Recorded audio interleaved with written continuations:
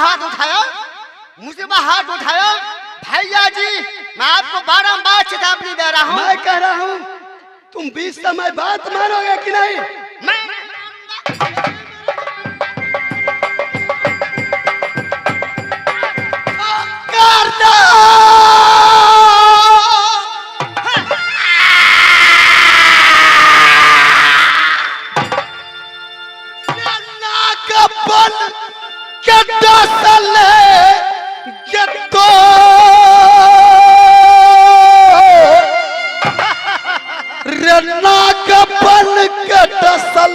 छोकरा या बरासते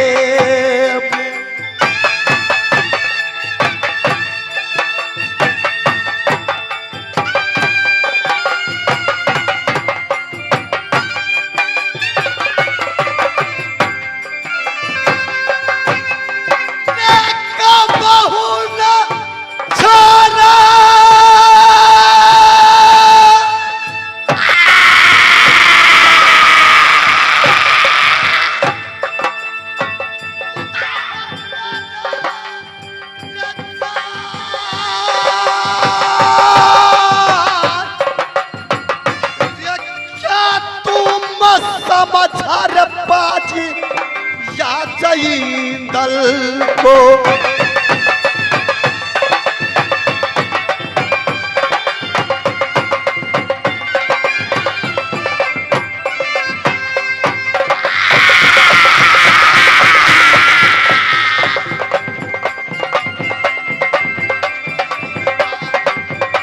खरबती सोर दातर तोर देव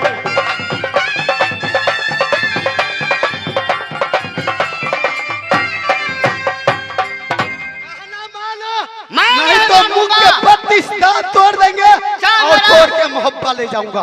मेरा पति से दांत झाड़ेगा तो क्या छोड़ दूंगा? तैयार हो जाओ, तैयार हो जाओ, तैयार हो जाओ।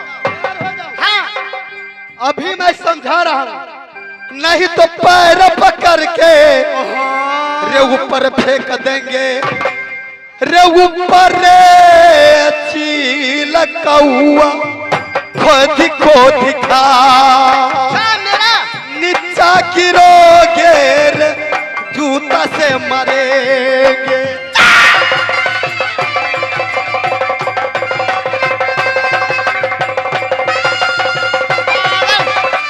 मेरा कहना रे मानो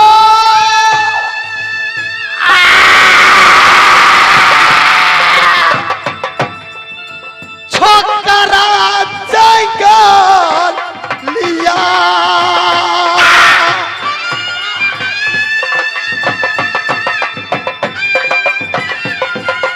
पाचिर कहला के मलर जाए पर पकड़ के ऊपर फेंक देंगे।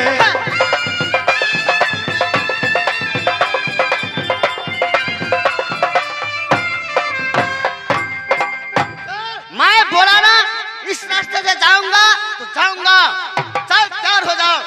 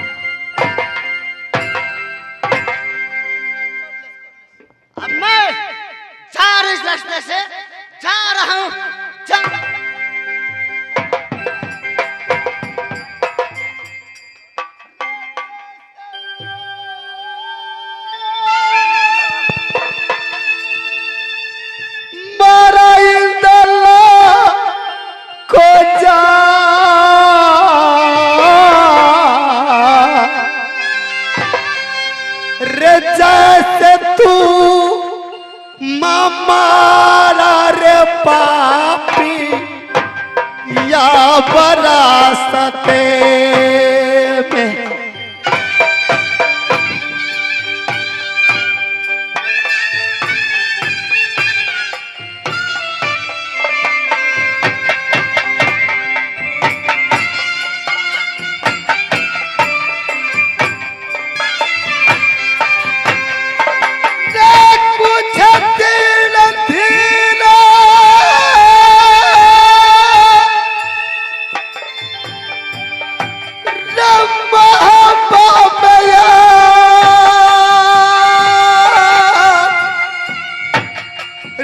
कुछ देर धीरज रखो नजर मोहबा।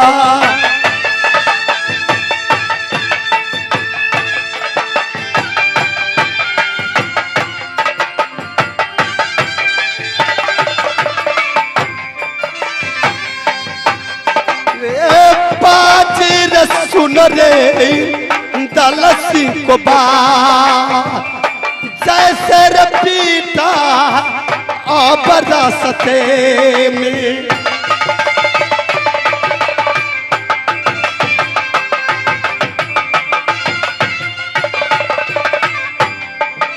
बाजी जैसे तुमने मुझे पिटाई किया और मैं तुमको जो राज मोहब्बत से निकाला नहीं कर दूं तो मेरा नाम इंदल सिंह नहीं। आज बड़े के ऊपर तुमने, मैं दुलार से तुमको एक चमेटा मारा, तुमने मेरे पीठ को चाबू धेर दिया। रुक जाओ, इस समय कहाँ जाओ, कहाँ जाओ, कहाँ जाओ हो या बना पराना बचे कई दला को जा यबना पराना बचेगा या जहीदार को।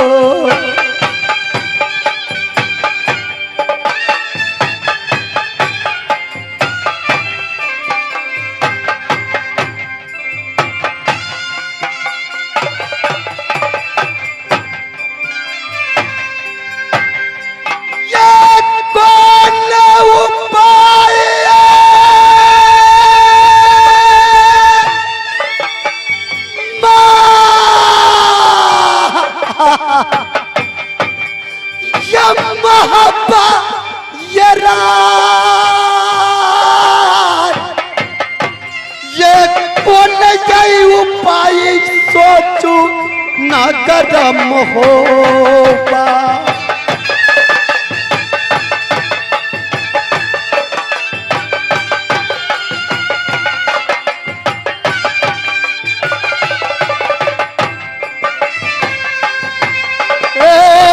भाई ये सुनो ये मैं फिल को समा हो जैसे पिटाई किया छोकरा जंगालिया।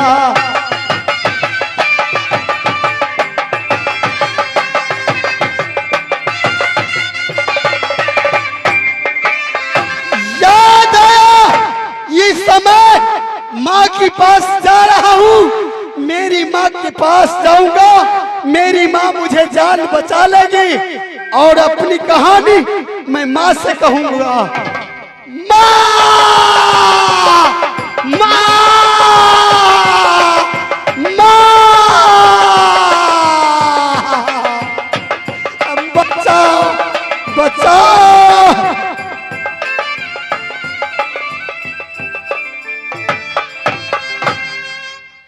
ए जी नैहरा हमारी नगर ना आयना में मैं बेटी कहाऊं ये सामा ये देव के। हम बहन कहाई ये बिरसु भाई इंद्र के। हम मेरी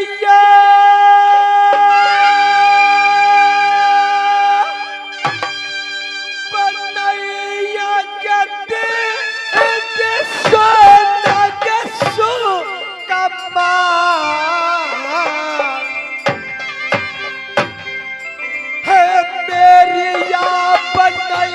दीदी सब धानी सोना है।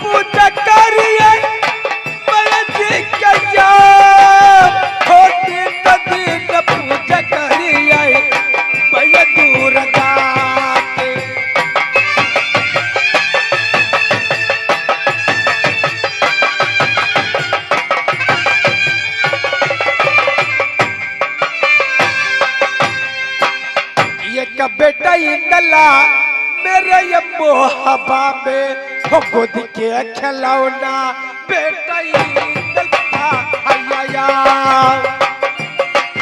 है गोद के खिलौना ये बेटा मेरा ये इंदला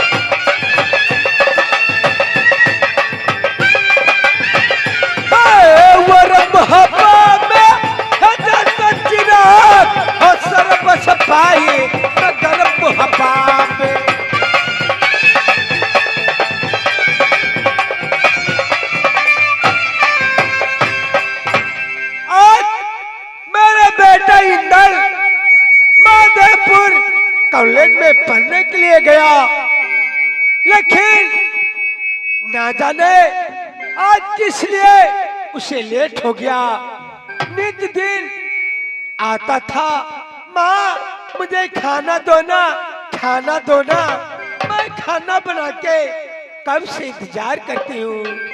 है क्या पटिया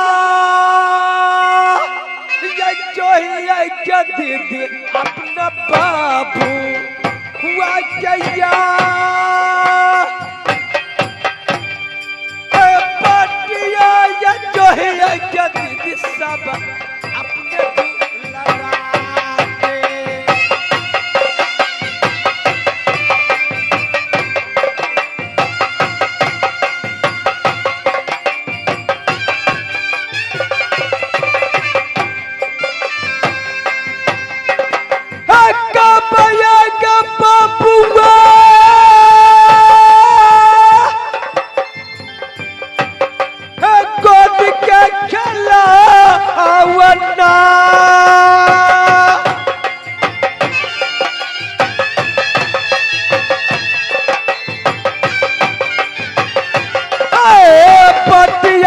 चाहिए दुलरा गया कबैया का बेटा दल तेरी बहाल में।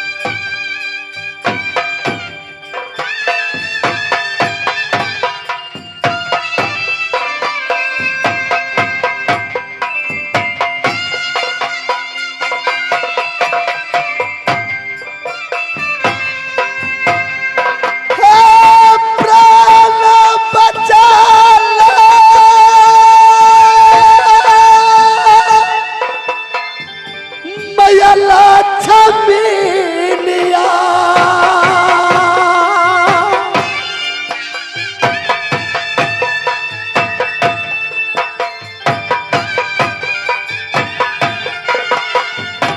मैया है सुन के बेटा को बात अपना बच्चे गाना गरम मोहब्बा में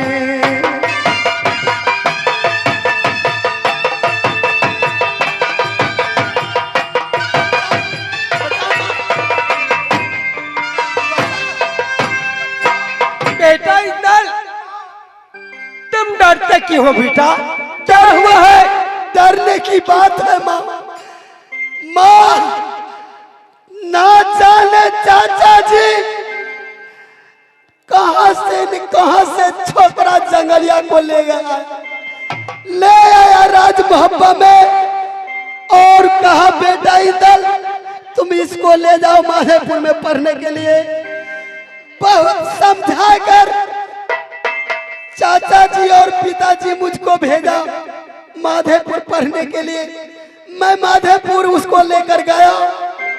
जब पढ़ाई करके लौटे रास्ते में मैंने उसको समझाया, देखो जंगल